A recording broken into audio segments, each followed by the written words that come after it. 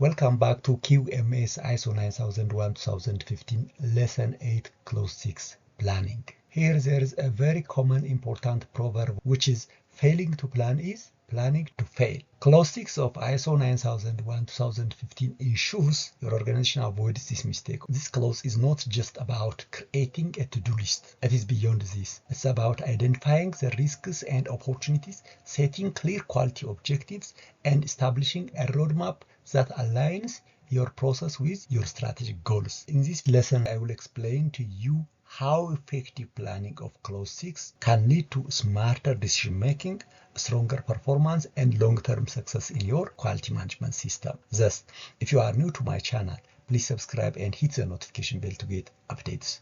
Thank you. In the previous lesson, which is lesson 7, Clause 5 Leadership, we have discussed the three sub-clauses which are leadership and commitment. The commitment of top management is very important for the establishment, implementation, and continual improvement of quality management system. And the second is policy. Top level management shall establish a quality policy, not only establishing a quality policy, but also they shall communicate the quality policy to each and every individual in the organizations. And the last is organizational roles, responsibilities, and authorities. In short, all employees in the organization shall know what they have to do in the quality management system. Today we are going to discuss about Clause 6 planning. Planning ensures that the quality management system is proactive, purposeful, prepared to handle both risks and opportunities. Or it is a systematic way of establishing objectives and achieving that objectives. Under Clause 6, there are three sub-clauses. The first one is action to address risks and opportunities, and the second is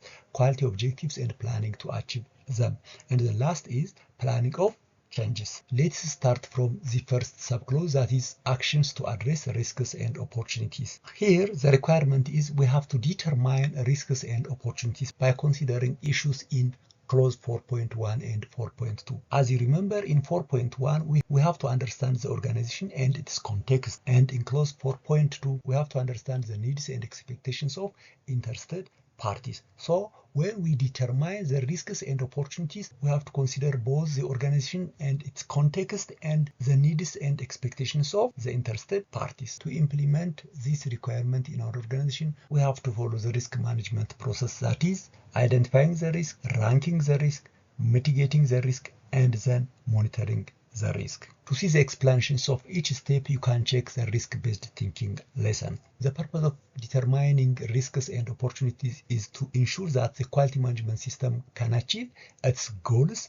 or minimize the negative effects and drive continual improvement. Or it gives assurance for quality management system effectiveness by enhancing desirable effects and by reducing undesirable effects. So we have to engage teams to identify risks and opportunities in each process by the risk management process or opportunities for process automations. After determining risk and opportunities, the next step is plan actions to address risks and opportunities. Organizations shall plan actions to address these risks and opportunities. That is, it is mandatory to plan actions to address these risks and opportunities. And the second is organization shall plan how to integrate and implement the actions or such mitigations into its quality management system processes. For this, we have to see Clause 4.4, that is establishing quality management system and its processes by integrating actions, meaning linking actions into process. For example,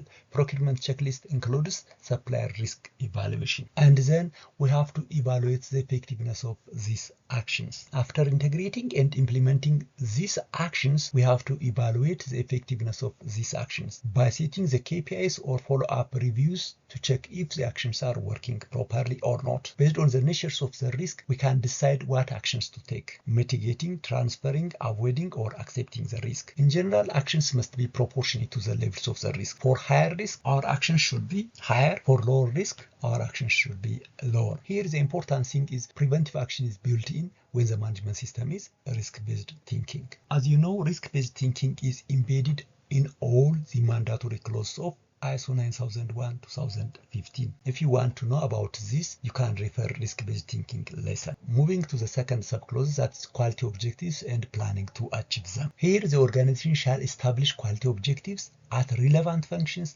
levels and process needed for the quality management system. We have already established the quality policy in clause 5. So here we have to translate that quality policy into clear measurable goals at all levels. Here there are important points, that is, the quality objective shall be consistent with the quality policy. It should be measurable, take into account applicable requirements such as statutory and regulatory requirements, and it shall be relevant to conformity of products and services to enhance customer satisfaction. And the other is it shall be monitored, shall be communicated to all employees and be updated as appropriate, because if we update the quality policy, so we have to our quality objectives. Similar to that of the quality policy, the organization shall maintain documented information on the quality objectives as well. After establishing the quality objectives, the second is planning to achieve the quality objectives. When planning to achieve its quality objective, the organization shall determine what will be done, that is the tasks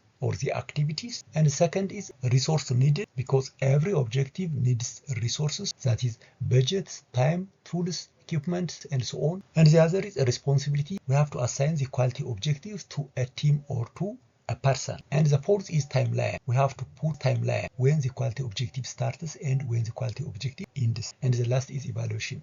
How will you measure the success of that quality objectives? Before moving to the final subclause, that is planning of change, we have to know the triggers or the cause of those changes. Some of the triggers to change or the cause of change are the customer's feedback, the customer complaint, the product failure, employee feedback, innovation, internal audit findings, and management review results. These are just some of the triggers to change. There are other triggers or causes. Once we identify these triggers to change, the changes may include changes to the process. For example, if our customer feedback process is not effective, so we may change that process. And the other change can be additional control for the process. If there is less control for the process, so we can add additional decision points or controls for the process. If there is an employee feedback which shows a skill gap, so the change may be an employee training. And the others are change in the existing documented information, implement training, and outsource a process.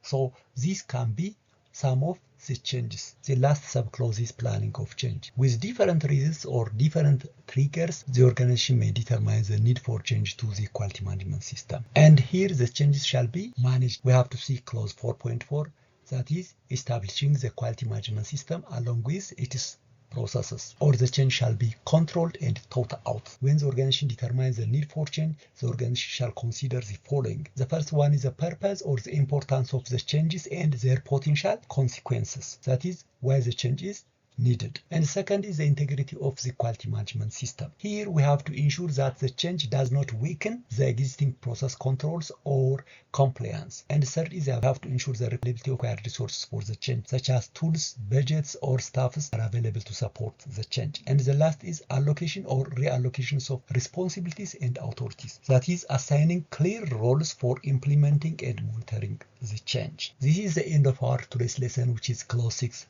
Planning, and thank you for listening. If you are new to my channel, please subscribe and hit the notification bell to get updates, and see you with the next lesson, that is clause 7, support.